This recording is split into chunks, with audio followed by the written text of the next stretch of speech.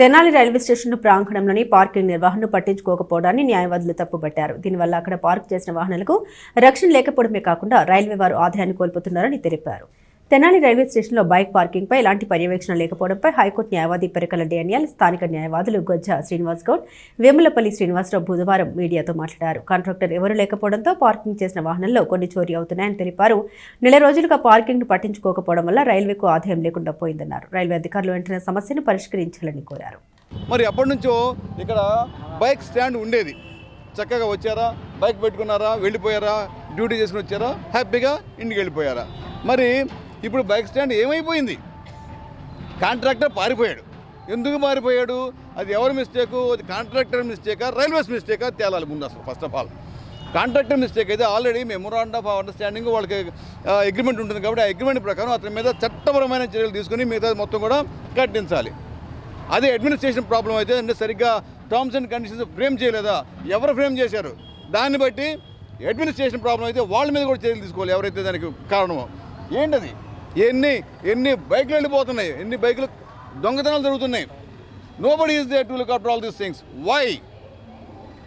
అది ప్రయాణికులు బిక్కు అనుకుంటా వెళ్ళి జాబులు చేసుకుని వచ్చేటప్పటికి మా బైక్ ఉంటుందా లేదా అన్న టెన్షన్తో వాళ్ళు జాబులు చేస్తున్నారు. ఈజ్ ఇట్ కరెక్ట్ అంటారు? కోవిడ్ టైంలో నో కాంట్రాక్టర్. అటువంటిప్పుడు ఏం చేశారంటే ఇక్కడ కమర్షియల్ డిపార్ట్మెంట్ నుంచి రైల్వే వాళ్ళని కమర్షియల్ డిపార్ట్మెంట్ నుంచి వాళ్ళు ఇక్కడ మేనేజ్ చేశారు. అయితే దురదృష్టం ఏంటంటే వాళ్ళ డ్యూటీలు చేయడానికే వాళ్ళ దగ్గర స్టాఫ్ లేరు. అంటే ఎంతసేపటికి ప్రైవేటైజేషన్ అన్నారు కదా, దాని మూలన వచ్చిన ప్రాబ్లమ్స్ అన్నీ ఇవి.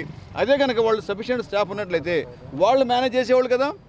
కాబట్టి అసలు ఈ ప్రైవేటైజేషన్ అన్న పదాన్ని తీసేసి చాలామంది యూత్ ఉన్నారు, వాళ్ళకి మంచి జాబులు ఇచ్చేస్తే వాళ్ళు కూడా హ్యాపీగా ఉంటారు, మడ్డలు జరగకుండా ఉంటుంది. అంటే జాబులు లేకపోవడం వలన చాలా అనర్థాలు జరుగుతున్నాయి. గంజాయి ఇప్పుడు మా యాక్చువల్గా చాలా కంట్రోల్ చేస్తున్నారు జనాలు, మంచిది ఇది. గంజాయి రవాణా, సిగరెట్లు తాగటం, మడ్డలు చేయటం, దొంగతనాలు చేయటం, దానికి ఎందుకంటే ఇవన్నీ జాబులు లేక అని చెప్పి నేను చెప్తున్నా. ఈ ప్రైవేటైజేషన్ ఆపేస్తే దేశం చాలా బాగుపడుతుంది.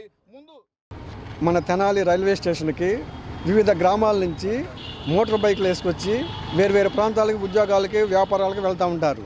వాళ్ళు బండి పెట్టి వెళ్ళిన దగ్గర నుంచి మళ్ళీ తిరిగి వచ్చేలాగా ఎంతో టెన్షన్తో ఫీల్ అవుతారు.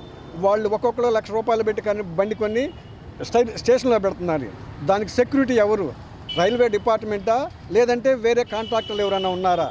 కాబట్టి తక్షణమే ఈ మోటార్ బైకులకి సెక్యూరిటీ కోసం ఎవరినైనా ఏర్పాటు చేయాల్సిన బాధ్యత స్టేషన్ మాస్టర్కి, డిపార్ట్మెంట్ మీదకు ఉంది.